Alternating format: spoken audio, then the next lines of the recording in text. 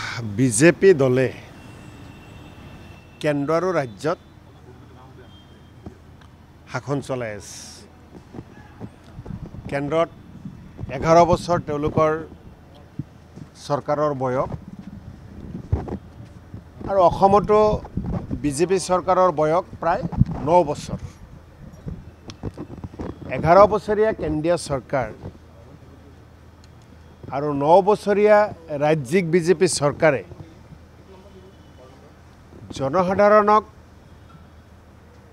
অসমবাসীক কি প্ৰতিশ্ৰুতি দিছিল আৰু কি তেওঁলোকে ৰূপায়ণ কৰিলে তাৰে বৰ্তমান হিচাপ নিকাচ দিয়াৰ সময়। চৰকাৰত বহি যদি চৰকাৰে প্ৰতিবাদ কৰে চৰকাৰৰ বিৰুদ্ধে তেনেহ'লেতো আমি আৰু ক'বলগীয়া একো নাই। বিজেপি দলে এতিয়া ৰাইজক হিচাপ দিব লাগে, ৰাইজে হিচাপ বিচাৰি আছে। তাকেই নকৰি মূল ইস্যুসমূহ তল পেলাবলৈ তেওঁলোকে সময়ে সময়ে বিতৰ্ক নথকা বিষয়সমূহক লৈ বিতৰ্ক কৰিব খোজে, অসমৰ ৰাইজক বিতৰ্কৰ মাজত সোমাই ল'ব বিচাৰে। মই বিজেপি নেতাসকলৰ প্ৰতি আৰু চৰকাৰৰ বৰমূৰীয়াসকলৰ প্ৰতি আহ্বান জনাম, বানপানী হৈ গ'ল, বানপানীত বহু মানুহ ক্ষতিগ্ৰস্ত হ'ল। এই বানপানীৰ ক্ষয়ক্ষতি কেনেকৈ পূৰণ কৰিব পাৰি, বানপানীৰ ক্ষয়ক্ষতিৰ বুজ লৈ কেনেকৈ সমস্যা সমাধান কৰিব পাৰি, মানুহক কেনেকৈ ক্ষয়ক্ষতিৰ বাবে চৰকাৰ মানুহৰ লগত থিয় হ'ব পাৰে, তাৰ বিষয়সমূহ তেওঁলোকে পৰ্যালোচনা কৰা দৰকাৰ। চাহ বাগানৰ শ্ৰমিকসকলে দীৰ্ঘদিন ধৰি যি আন্দোলন কৰি আছে প্ৰাপ্য মজুৰিৰ কাৰণে আৰু বিজেপি দলে কথা দিয়া মতে তেওঁলোকক মজুৰি দিয়া নাই, তাক লৈ সমূহ চাহ বাগিচাত চাহ শ্ৰমিকসকল ক্ষুব্ধ। তাৰ সমস্যা কেনেকৈ সমাধান কৰিব পাৰি তাৰ কাৰণে বিজেপি চৰকাৰে বিজেপি দলে কাম কৰিব লাগে, তাক লৈ ব্যস্ত হ'ব লাগে, তাক লৈ আন্দোলন কৰিব লাগে। এতিয়া ৰাজপথত বিজেপিৰ নেতাসকলে চৰকাৰে যদি আন্দোলন কৰে চৰকাৰ কোনে চলাব?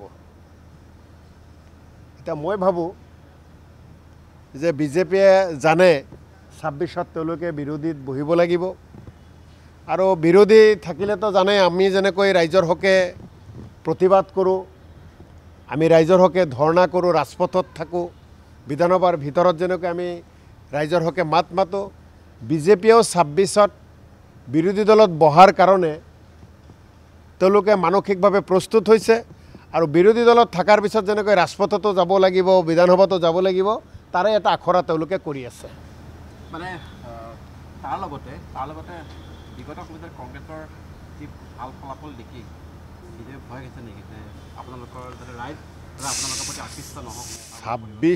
2026ত অসমত কংগ্ৰেছৰ নেতৃত্বত চৰকাৰ হোৱাটো খাটাং আৰু তাক লৈ আজিৰ তাৰিখত কোনো প্ৰশ্ন নাই, কোনো প্ৰশ্ন নকৰে যে চৰকাৰ কংগ্ৰেছৰ নহ'ব নেকি। আৰু এই কথা সমগ্ৰ অসমৰ ৰাইজে জানে। ইতিমধ্যে আপোনালোকে দেখি আছে মানুহ, হাজাৰ হাজাৰ মানুহ কংগ্ৰেছ দলত যোগদান কৰি আছে। এতিয়া বাজপেয়ী ভৱনত আপোনালোকে যোগদানৰ কাৰ্যসূচী কিমান আপোনালোকে বাতৰি পৰিৱেশন কৰে? এটা সময়ত কৰিছিল, যি সময়ত আমি দুৰ্বল আছিলোঁ। এতিয়া আমি সবল হৈ গৈ আছোঁ, আমাৰ শক্তি দিনে দিনে বৃদ্ধি হৈ গৈ আছে। এতিয়া আপোনালোকে কংগ্ৰেছত যোগদান কৰি আছে, কংগ্ৰেছত যোগদান কৰি আছে, কংগ্ৰেছত যোগদান কৰি আছে, ৰাজীৱ ভৱনত যোগদান, অমুকত যোগদান, তমুকত যোগদান, এইবিলাকেই বাতৰি কৰি আছে। ইয়াৰ অৰ্থ ৰাইজে কংগ্ৰেছক আঁকোৱালি লৈছে। কালি কংগ্ৰেছৰ আপোনালোকৰ এগৰাকী নেতাই কৈছে যে গৌৰৱ গগৈ মুখ্যমন্ত্ৰী হ'ব 26ত আৰু গৌৰৱ গগৈ নেতৃত্বতে কংগ্ৰেছ নিৰ্বাচনত অৱতীৰ্ণ হ'ব 26ৰ নিৰ্বাচন। মইতো এই বিষয়ে একো নাজানো, মই এই বিষয়ে একো নাজানোৱেই। অলপ আপোনালোকে কৈছে, অলপ কোনে কি কৈছে অলপ জানিবলৈ দিয়ক, তাৰপিছত ক'ম। CM-এ যোৱাকালি কৈছে যে ৰাহুল গান্ধী অভূত বালক আৰু কংগ্ৰেছ পদূলি শুঙা দল, এনেধৰণৰ মন্তব্য কৰিছে। সমগ্ৰ বিশ্বই যিজন ব্যক্তিক ভাৰতৰ সম্পদ বুলি ভাবে সমগ্ৰ ভাৰতবাসীয়ে যিজনক বৰ্তমান যোগ্য এজন ব্যক্তি বুলি ভাবে আৰু যি ব্যক্তিৰ ওচৰত দেশখনৰ শাসনভাৰ দিয়াৰ সিদ্ধান্ত ইতিমধ্যে দেশবাসীয়ে লৈছে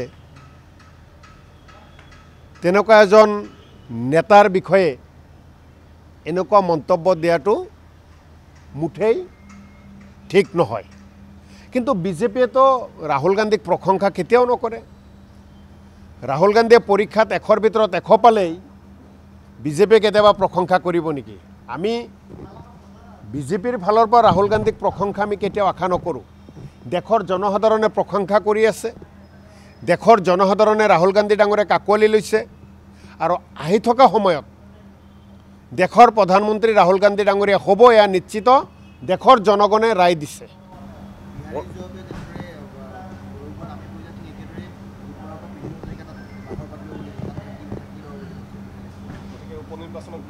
চক এতিয়াৰ পৰা অসমত উপনিৰ্বাচনৰ পৰা আৰম্ভ কৰি যিমানেই যি নিৰ্বাচন হ'ব পঞ্চায়ত নিৰ্বাচনেই হওক আন আন নিৰ্বাচনেই হওক সকলোতে বিজেপিৰ লগত আমাৰ খেলা হ'ব আৰু খেলাত বিজেপি পৰাস্ত হ'ব কংগ্ৰেছ জয়যুক্ত হ'ব